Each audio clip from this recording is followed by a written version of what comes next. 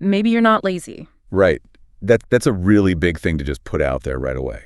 It is, but I mean it. I really do. Like, what if you're not broken or flawed or just completely failing at this whole life thing? Yeah, I think a lot of people need to just take a breath and let that hang in the air for a second. Exactly. Just listen to it. What if nothing is actually wrong with you?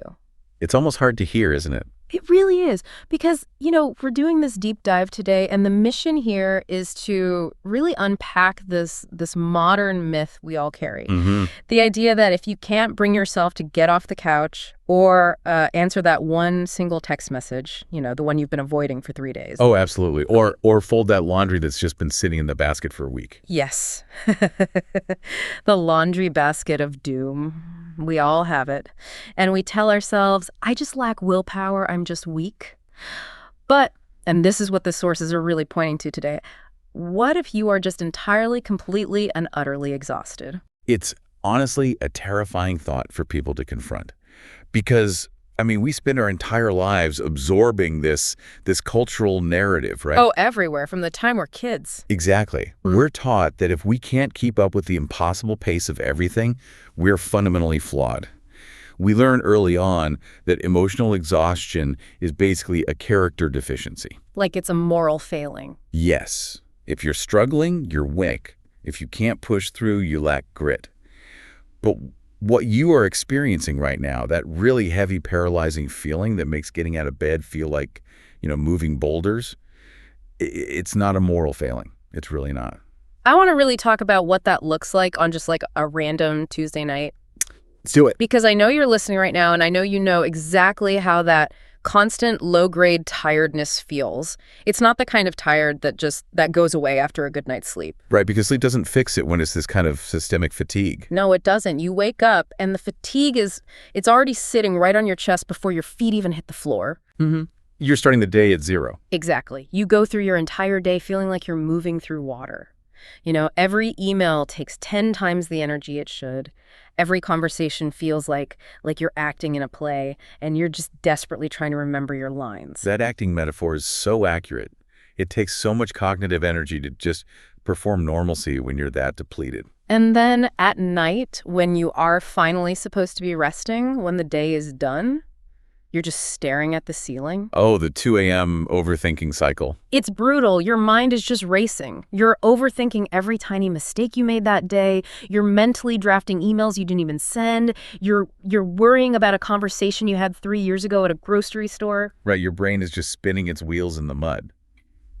And while the mind is racing like that, the physical environment around you starts to reflect that internal chaos, which, of course, only makes the whole thing worse. Yes, exactly. The mundane tasks just become literally impossible. They really do. Like we said, the laundry sits in the basket. It's clean, but the actual act of folding it feels like climbing Mount Everest.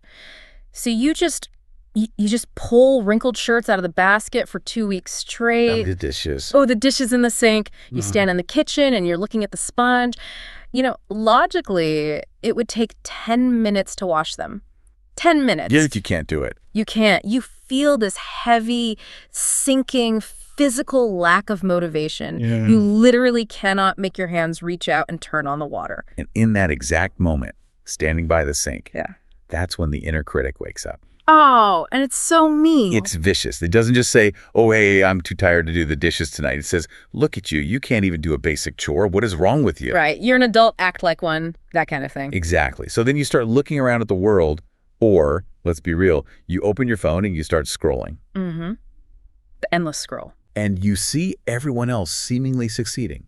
You see people meal prepping on Sundays. You see people, advancing in their careers, raising perfectly dressed kids, living in these homes with spotless kitchens. Which is all just a highlight reel anyway. It is, but your exhausted brain doesn't know that. So the comparison creates this deep, incredibly painful sense of inadequacy.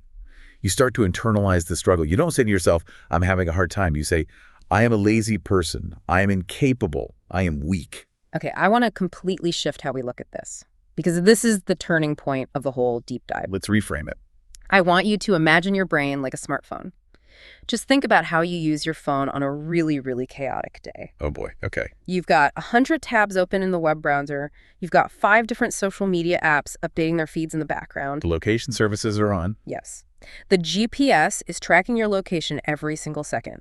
Your email app is constantly pinging the server looking for new messages. Well, The screen is turned up to full blinding brightness. and you're running on what, 1% battery? 1% battery, exactly. Now, what happens to that phone? It starts stuttering. It stutters, it lags, you press a button, and it takes 10 whole seconds to respond. The screen freezes, and eventually the screen just goes black. It shuts down. It shuts itself off to protect its own circuitry.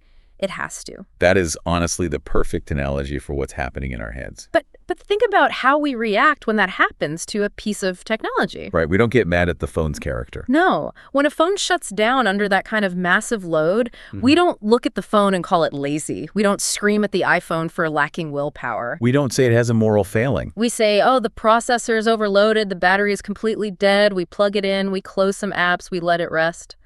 So why on earth do we judge ourselves so violently? If a phone shutting down is just a mechanical reality of being overloaded, why do we look at our own overloaded processors, our own stuttering, freezing brains, and say, I am a bad person? We judge ourselves because we completely misunderstand what mental weakness actually is. Unpack that for us. Structurally, neurobiologically, your brain is doing exactly what that smartphone does. It is reaching a state of capacity exceedance. Your resources have literally run out. Capacity exceedance. I like that term. It's very real. In clinical psychology, we make a very firm distinction between mental weakness and what you are experiencing, which is overwhelm.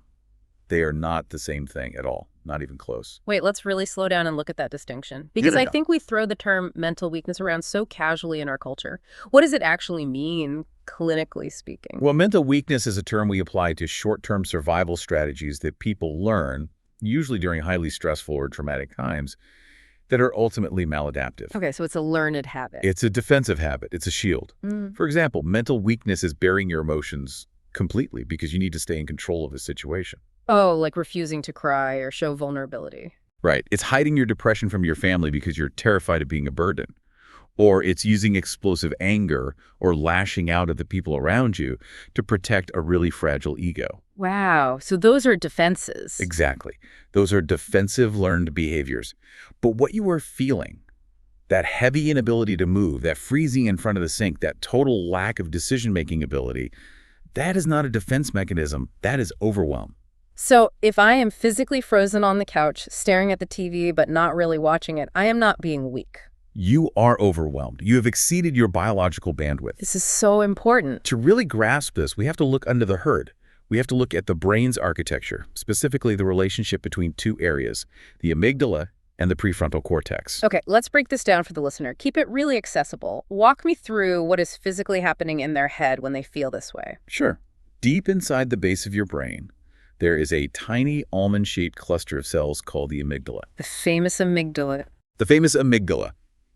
You can think of it as your brain's primal smoke detector. Its entire singular job is to keep you alive.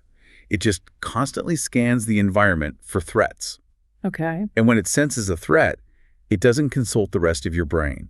It doesn't ask for your opinion. It sends a lightning-fast distress signal straight to your hypothalamus.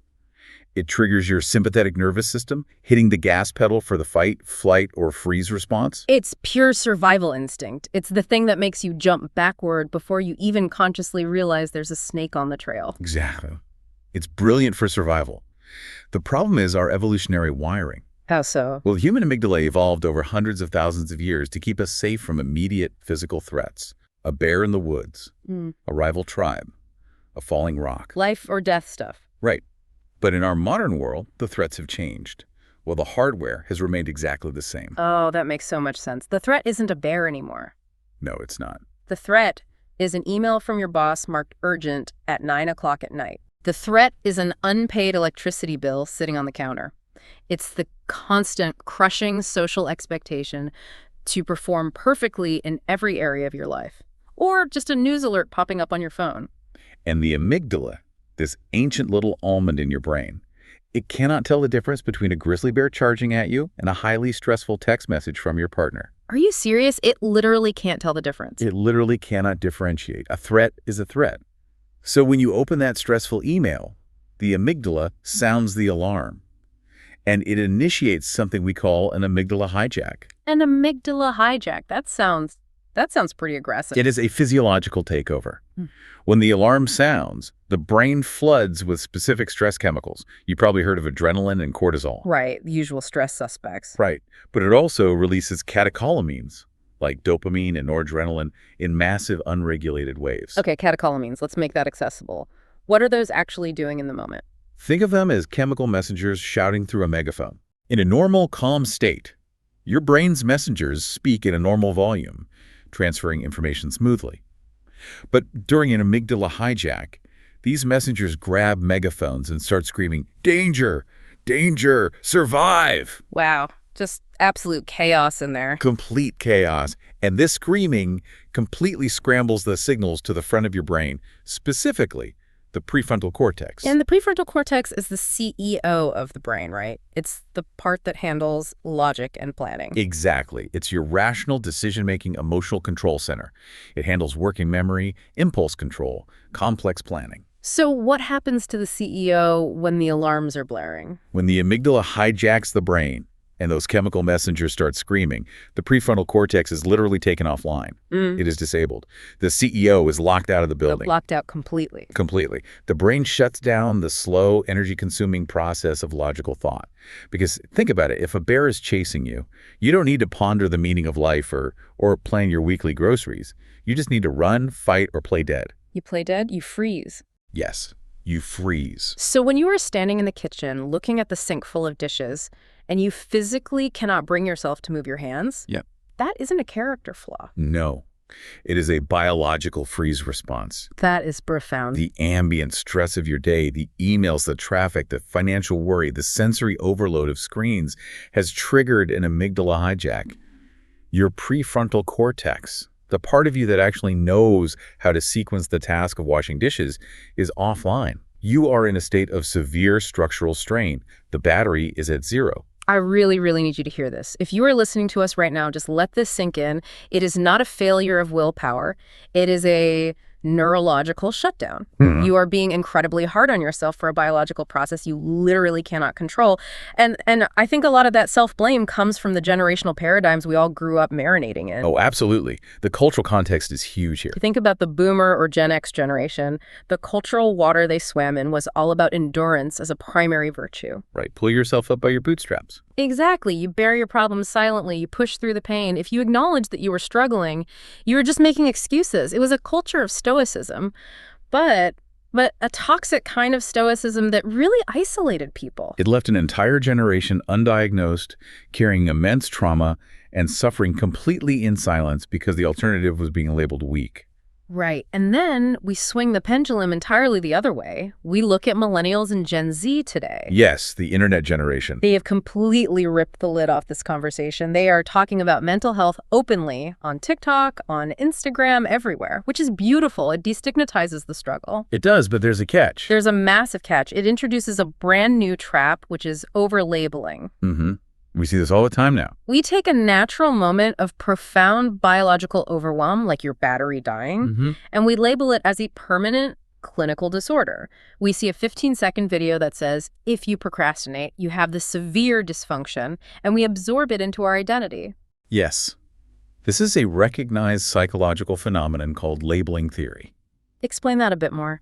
Well, when you adopt a clinical label, especially without professional guidance or context, you start to view all of your behavior through that specific, rigid lens. You adopt the negative stereotypes associated with the label. It basically becomes a self-fulfilling prophecy. So you start acting out the label. Exactly. Instead of saying, wow, my environment is incredibly demanding right now and I am currently carrying too much, you say, I am fundamentally broken. My brain is defective. And what does that do to the body? That belief, that deep, terrifying sense of being fundamentally broken, acts as another massive stressor, which triggers the amygdala again, further depleting your prefrontal cortex. It locks you right into the cycle. It's a trap. So if the root of the problem isn't that we are broken, but rather that we are carrying too much, we need to look at what exactly is overloading the system. We need to break down the overload. Because it's not just one big traumatic event, usually. It's a million tiny, invisible weights we carry every single day. Let's start with what the sources refer to as information overload and the paradox of choice. The modern world demands a staggering amount of decision-making. Just staggering. Evolutionarily speaking, humans only had to make a few critical choices a day. What to forage, where to find water, how to avoid a predator. Simple stuff. Well, high stakes, but simple. Right. But today, from the very moment you open your eyes, you are bombarded with choices. What to watch on 3 different streaming platforms, what hyper-specific diet to follow, how to craft the perfect tone in an email so you don't sound passive-aggressive, which route to take to work based on 3 different GPS options. And every single one of those choices, no matter how tiny it seems, requires mental fuel. It drains a tiny percentage of your battery. We call this decision fatigue. The prefrontal cortex has a highly limited daily reserve of energy. When you force it to process endless, trivial options all morning, by the time the afternoon rolls around, the quality of your decisions drastically deteriorates. Because the fuel tank is empty. Exactly. When the mental fuel is gone, the brain shifts to automatic, low-effort processing. It refuses to do hard things. It actively seeks the easiest possible path. Which walks us right into the dopamine trap. Oh, yes. The dopamine trap. I see this happen to myself all the time. Dopamine is the brain's reward chemical, right? It's the thing that makes you feel good when you accomplish something. The dopamine of done. That's a great way to put it. But important, meaningful tasks like updating your resume or having a really difficult emotional conversation with a friend or doing your taxes, those require sustained long-term effort. They require you to burn fuel for a long time before you get that dopamine reward at the end. And your exhausted, depleted brain simply cannot handle that delay. It just can't. It is starving for an immediate hit of pleasure, or at least a brief moment of relief. It feels like it is suffocating, and it needs a neurochemical breath of air. So the brain hijacks your behavior. It does. It prioritizes trivial, urgent feeling tasks that offer an instant reward. This is why, when you sit down to do something really important, you suddenly feel this overwhelming urge to, organize your desk drawer. Or clean the baseboards. Yes. Or you spend an hour rapid fire answering random text messages you've ignored all week. Or, most commonly, you open an app and endlessly scroll through short, 15-second videos. Right, because every time you watch a video or clear a notification, your brain gets a tiny micro hit of dopamine. It's junk food for the nervous system. Junk food, that's exactly what it is. And the tragic part is the meaningful things remain completely undone, which just makes you feel more guilty, more stressed, and more overwhelmed the very next day. It is a vicious cycle of self-medication through digital stimuli.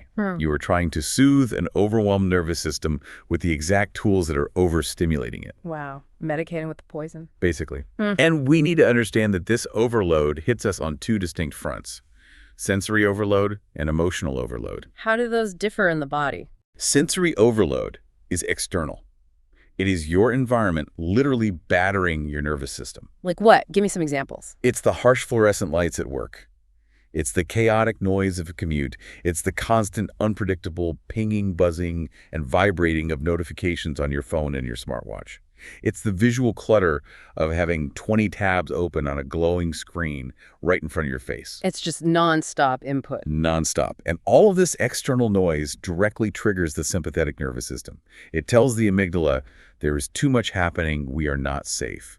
It keeps you on high alert. Okay, so that's sensory. What about emotional overload? Emotional overload is internal. It is the mental fatigue. It's the invisible piling up of responsibilities. It's the stress of managing relationships. It's the unprocessed grief or anxiety that you just push down so you can get through the workday. It's the mental fog that rolls in when you've been holding your breath emotionally for way too long. And the reality for most people listening is that they are experiencing both of these simultaneously every single day. Exactly. It's a compound effect. You have the fluorescent lights and the buzzing phone while internally carrying the weight of financial stress and emotional exhaustion. No wonder the battery dies so fast. Right. And while your cognitive reserve is rapidly draining, you're likely sitting on the couch comparing your exhausted reality to everyone else's highlight reel. Comparison culture is gasoline on the fire of overwhelm. It really is. It really is. We use these hedonic apps, the social media platforms designed purely for pleasure and engagement, because they feed a very deep, very human psychological need. We need connection. Yes, we have an innate need for relatedness and competence. Hmm. We want to feel connected to our tribe, and we want to feel like we are good at what we do. But the apps don't give us true connection. They give us a funhouse mirror. That's a great metaphor. We see the absolute best, most perfectly packaged, curated moments of our peers' lives. The vacations, the promotions, the spotless living rooms. And we compare those highly edited snapshots to our own messy, exhausted, behind-the-scenes reality. And this feeds right back into what we discussed earlier about therapy culture and overlabeling. You feel offer because you're comparing yourself to an impossible standard. You feel inadequate. So you seek out an explanation for why you are failing. And the algorithm hands you one. Exactly.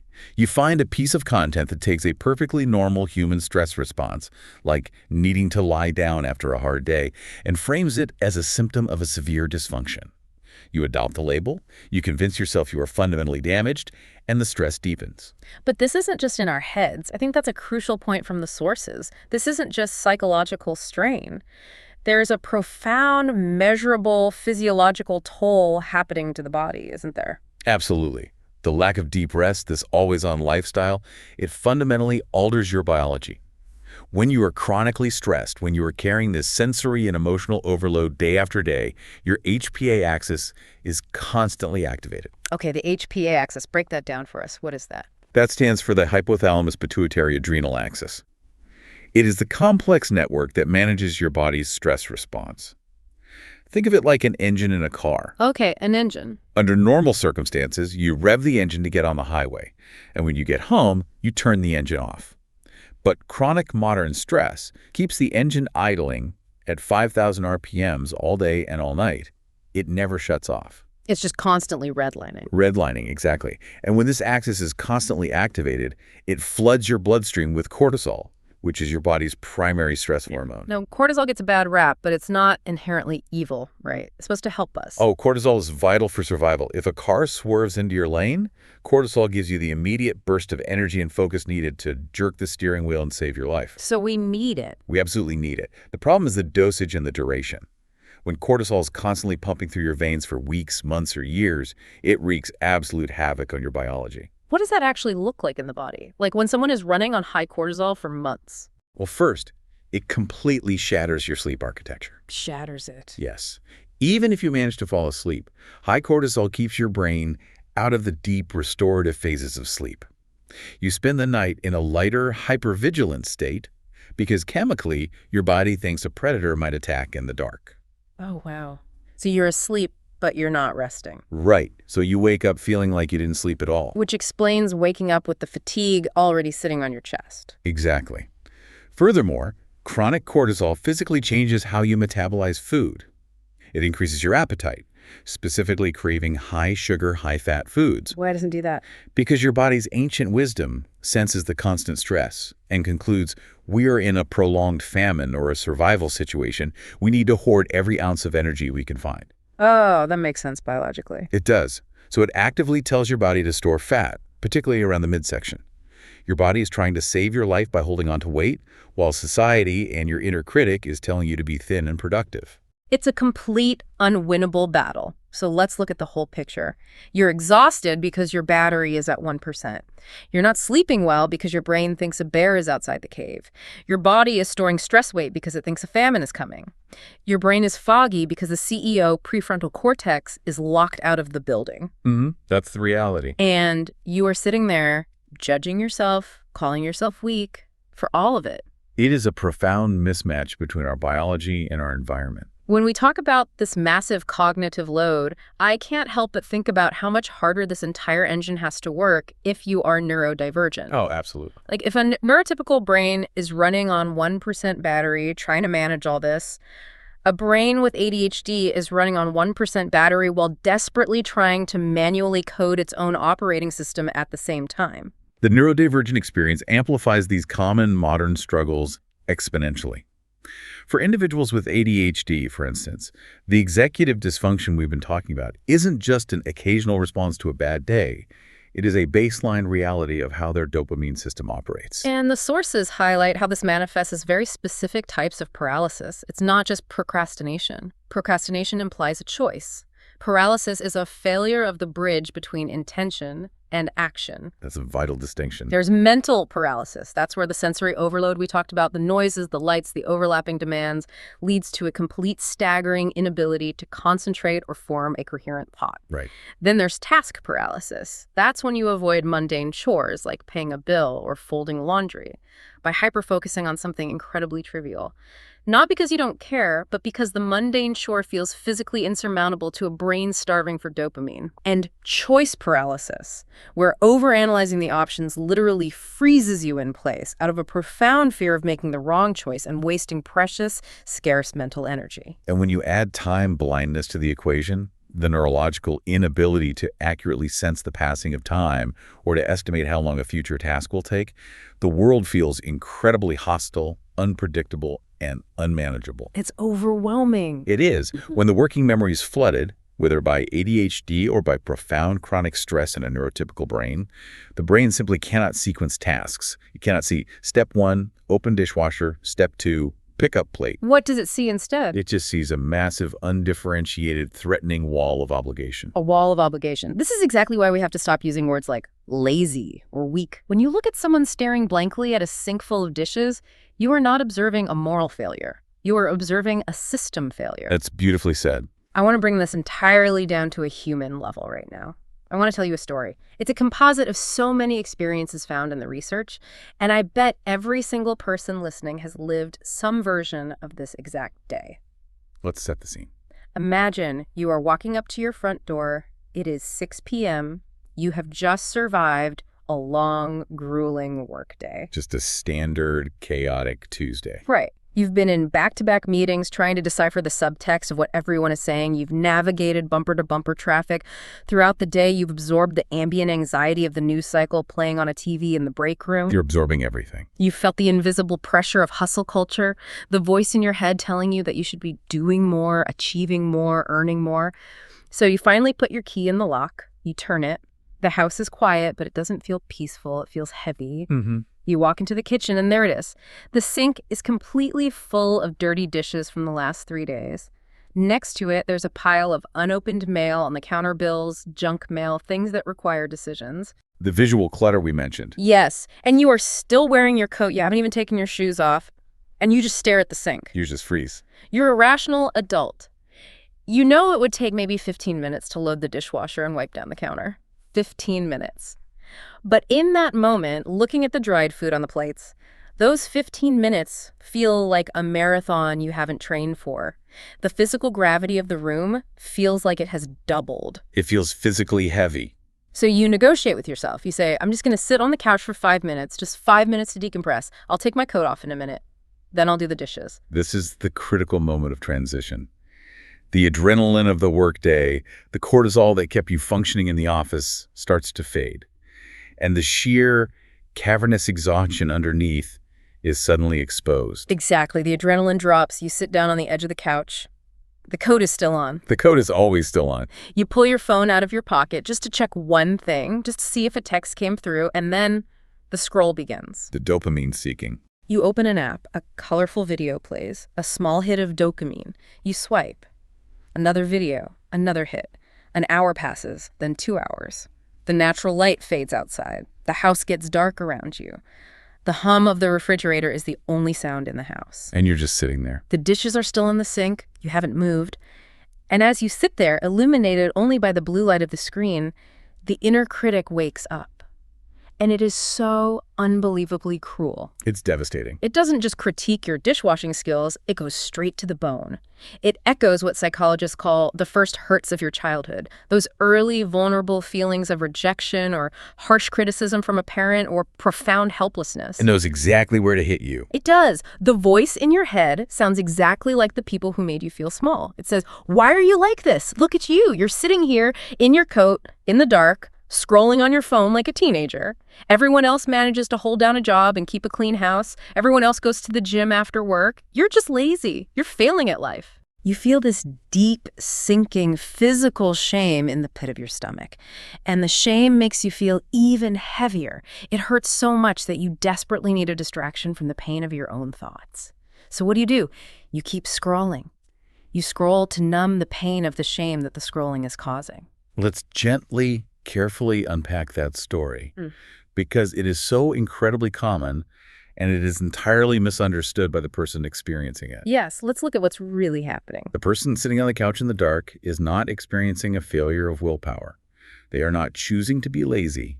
They are trapped. Trapped by their own biology. Their working memory and their executive function are completely, utterly depleted from the day's massive cognitive load. The battery's at zero. When they sat down and opened their phone, they didn't do it because they don't care about their life. They fell into the dopamine of done. Explain how that phone acts as a life raft in that moment. The phone provides instant, effortless, predictable neurochemical rewards to a brain that is starving for relief. The nervous system is overwhelmed. It feels threatened by the sheer volume of demands. The phone offers a closed, controllable loop of tiny rewards. Swipe, smile, dopamine. Swipe, laugh, dopamine. It's predictable. It is highly predictable. It is a desperate, unconscious attempt by the nervous system to self-soothe in the face of crushing overwhelm. So they aren't choosing to be lazy. Their brain is seeking a chemical life raft to survive the evening, and that cruel voice, the inner critic telling them they are worthless, that's not the truth either. That is a psychological defense mechanism. That is a profound dynamic to understand. Often we lean into intense self-criticism because, bizarrely, it gives us a false illusion of control. Wait, really? How does beating ourselves up give us control? Think about it. If I admit that the modern world is too demanding, that I am structurally overwhelmed, and that I am completely helpless to fix it tonight, that is terrifying. That is true vulnerability. Yeah, that feels scary. But if I tell myself, I'm just lazy, it's my fault, then I retain control. Because theoretically, I can just try harder tomorrow. I can just force myself to not be lazy tomorrow. Wow. It's easier to blame ourselves and call ourselves weak than to sit with the terrifying vulnerability of admitting we are completely helpless and overwhelmed by our environment. Precisely. But trying harder with a depleted system is like pressing the gas pedal harder and harder on a car with an empty fuel tank. Yeah. It doesn't make the car go faster. It just damages the engine. So what do we do? To actually heal, to actually get up off that couch and live a life that feels manageable, we have to guide a massive internal shift in mindset. We have to introduce self-compassion. Okay, I have to push back here because I hear you saying we need self-compassion, but I know exactly what the listener is thinking right now because I think it myself. Okay. If I am compassionate to myself, if I just accept that I'm tired and let myself off the hook, won't I just become completely lazy? Right, that's the fear. If I stop screaming at myself to do the dishes, won't my house just turn into a permanent disaster zone? Won't I just stay in bed forever and ruin my life? We have this deep, deep-seated fear that our self-hatred is the only thing keeping us productive. We think the inner critic is the engine of our success. It is the single most common fear people have when introduced to self-compassion. If I am kind to myself, I will lose my edge. And it is scientifically, empirically unfounded. Unfounded, really. Completely. Dr. Kristin Neff is a leading researcher in the field of self-compassion, and her framework brilliantly refutes this fear. We have to understand that self-compassion is not self-indulgence. It is not self-pity. It is not throwing your hands up and saying, oh, well, nothing matters. Then what is it? I want you to think of true self-compassion like a wise, elite sports coach. Okay, a wise coach. Paint that picture. Imagine an elite athlete who has just run a grueling marathon. They are physically depleted, and they have a hairline stress fracture in their leg. Would a wise, effective coach scream at them, tell them they are lazy, call them weak, and force them to run another 10 miles on a broken leg? Of course not. That would ruin them. Exactly. That would make them a better athlete. It would destroy their career. It would permanently break the leg. That is the inner critic. Okay, I see that. But on the flip side, would a wise coach tell the athlete to eat junk food every day, quit the sport entirely, and lay on the couch for the rest of their life? No, because that's just giving up. Right. That is self-indulgence. A wise coach assesses reality. A wise coach prescribes balanced rest. They prescribe hydration, light stretching, and targeted physical therapy. They nurture the athlete back to strength so they can eventually run again stronger than before. Self-compassion is becoming that wise coach for your own mind. I love that analogy so much. It fundamentally changes the relationship you have with your own expectations. A wise coach understands that growth is not linear. Healing is not a straight line. No, it's not. We have to let go of this crushing perfectionism that tells us if we can't do the whole job perfectly, we shouldn't do it at all. Progress is messy. Accepting messy progress is the key to escaping paralysis. If you manage to stand up from the couch and wash one single plate and leave the rest of the sink full, the inner critic screams that it's not enough. It says, "You failed. Look at the rest of the mess." But the wise coach looks at the clean plate and says, "You washed a plate, you were at 0 battery, and you moved forward. I am proud of you." And this requires us to connect back to those first hurts we mentioned earlier. The rejection, the criticism you faced long ago. Psychologically, our procrastination, our paralysis on the couch is often an unconscious choice to stay in a familiar feeling of helplessness. Wait, we choose to feel helpless. When we feel helpless, we feel bad. But it is a bad that we know. It is safe because it is familiar. Stepping out of that helplessness, doing the dishes and feeling capable, can actually feel threatening because it challenges our deeply held belief that we are flawed. That is incredibly deep. We choose the pain of paralysis because it confirms what the inner critic tells us. Yes. So recognizing this in the moment, looking at your own behavior on the couch and saying, I see that I am choosing helplessness right now because it feels familiar and I'm not going to judge myself for it. That is actually an act of immense emotional strength. It takes so much courage to look at your pain, to look at your messy habits without tearing yourself apart. It really does. It is the definition of resilience. True resilience isn't ignoring the pain, it's holding the pain with kindness. And once we establish that mindset, once we invite the wise coach in, we can begin to implement solutions. But let's be very clear about what we mean by solutions. Yes, the key word here is gentle.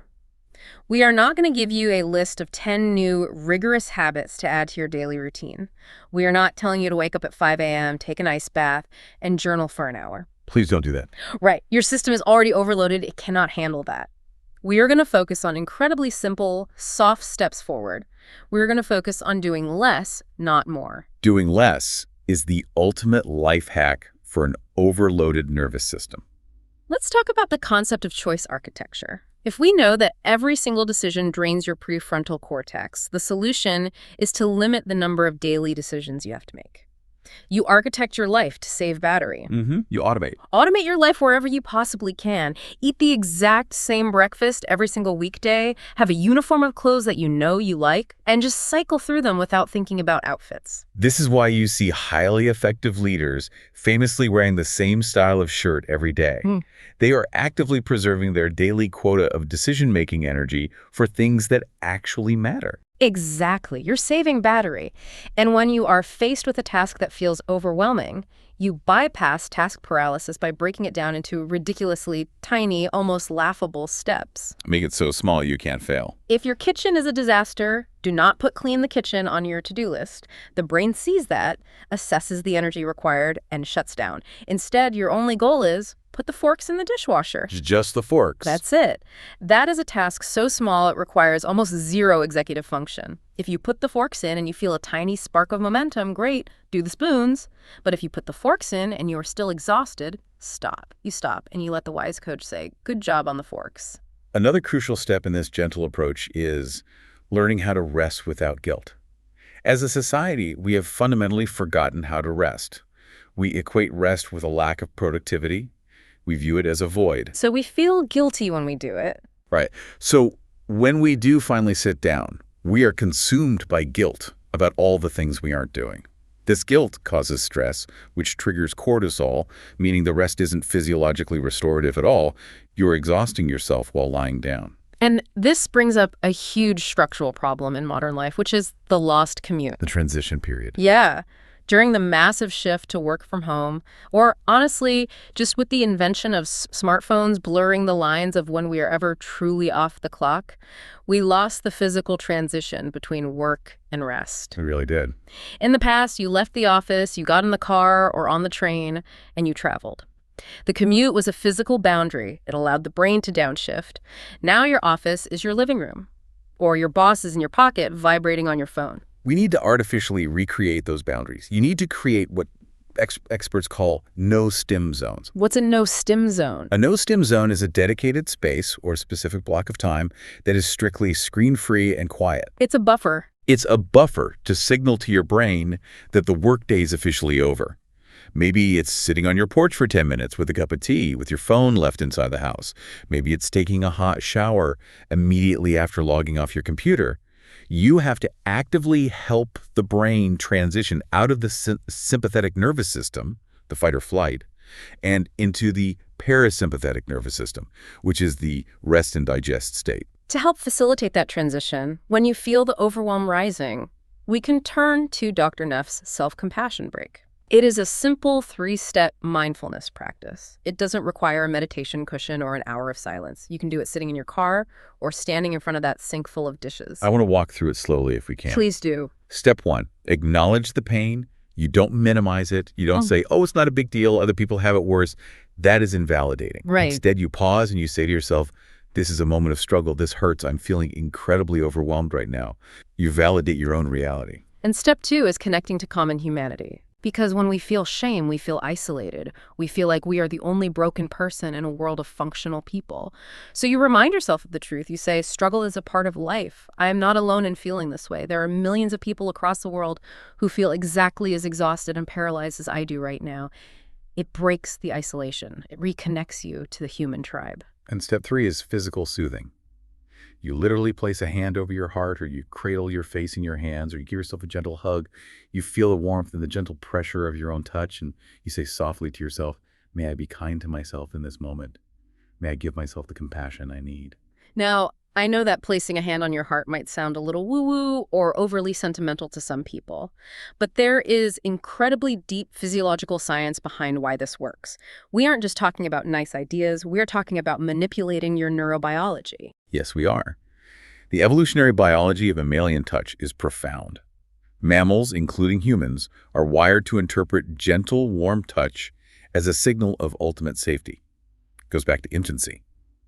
When a mother holds a crying baby, the physical touch releases oxytocin in the baby's brain. And oxytocin is the bonding hormone. It's the bonding hormone, but it is also a powerful stress reducer.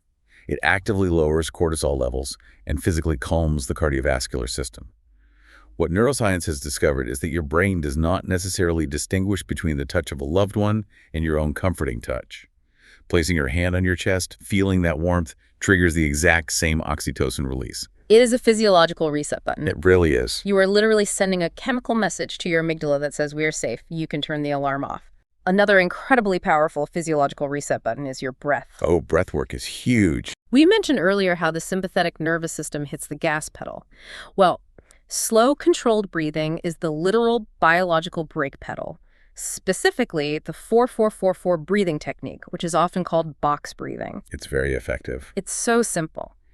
You inhale slowly through your nose for 4 seconds. You hold that breath at the top for 4 seconds. You exhale slowly through your mouth for 4 seconds. And you hold the empty breath at the bottom for 4 seconds.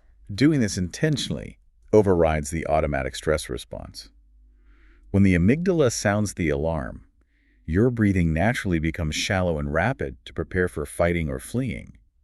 By forcing the breath to slow down, you are reverse engineering the nervous system.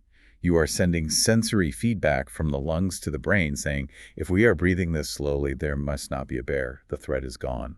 And finally, as we talk about gentle solutions, we have to mention the role of nutrition, but I want to be very, very careful here. Yes, let's be careful. We are not talking about starting a rigid, restrictive diet. We are not adding eat perfectly to your massive list of obligations.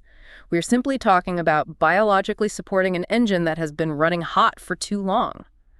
When your HPA axis is constantly pumping out cortisol, it burns through your body's vital nutrients like wildfire. Exactly. When we talk about nutrition in this context, we're talking about replenishing the biochemical reserves that stress has depleted. For example, B vitamins. Chronic stress rapidly depletes B vitamins, which are essential for cellular energy production. If you have no B vitamins, you have no energy, no matter how much you sleep. And magnesium. I've heard magnesium called the body's relaxation mineral. It is essentially the brake fluid for your nervous system. Magnesium regulates the neurotransmitters that send signals throughout the brain and nervous system. When you are stressed, you dump magnesium through your urine. When magnesium levels drop, your nervous system becomes hyperexcitable, you feel jumpy, anxious, and you can't sleep. So taking a magnesium supplement isn't a diet tip. It is literally replacing the brake fluid so your brain can stop spinning. Precisely. We also look at things like L-theanine, which is an amino acid found in green tea that physically calms the nervous system without making you drowsy, and omega-3s, which reduce neuroinflammation in the brain caused by stress. The key is how you frame this. Do not view taking a vitamin as another chore you have to perform perfectly or else you fail. Frame it as a radical act of self-care. View it as gently watering a wilted plant. You are nurturing a tired body. It is about fundamentally changing the relationship you have with your own body and mind. For years, you have treated yourself like a machine. A machine that is failing to produce enough output. And when a machine breaks, you get angry at it. But you are not a machine. You are a biological organism. You are a living thing. And when a living thing is struggling, you don't yell at it. You don't starve it of affection. You tend to it. You provide a supportive environment.